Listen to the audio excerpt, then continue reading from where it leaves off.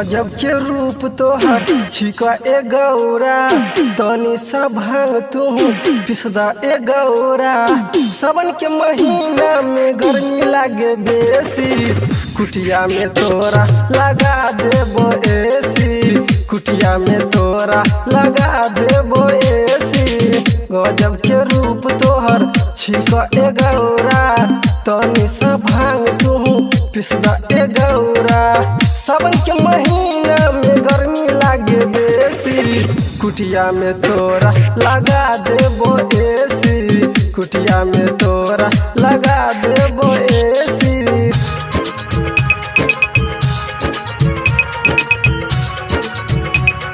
नाम क्या है आपका? डीजे उमेश।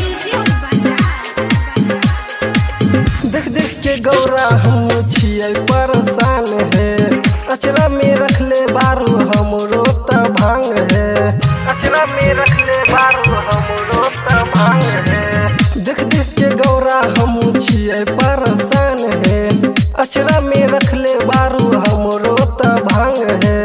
कथी ले गौरा करै छो परेशान है, तोहरे में अटकल बा हमरो परान है। तोनी सा भांग तू पिसदान बेसी, कुटिया में तोरो लगा देबो एसी, कुटिया में तोरो लगा देबो AC. Umesh music, Umesh music, Umesh music.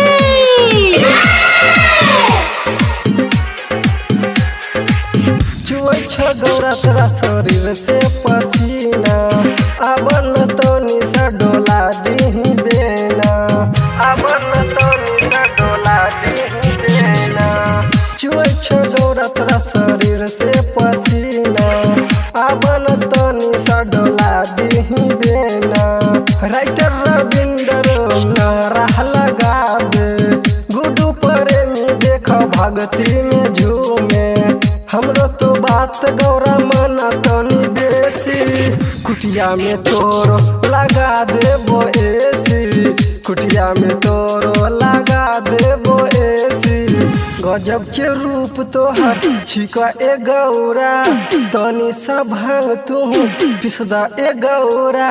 सावन के महीना में गर्मी लागे बेसी, कुटिया में तोरा लगा देबो एसी, कुटिया में तोरा लगा देबो एसी।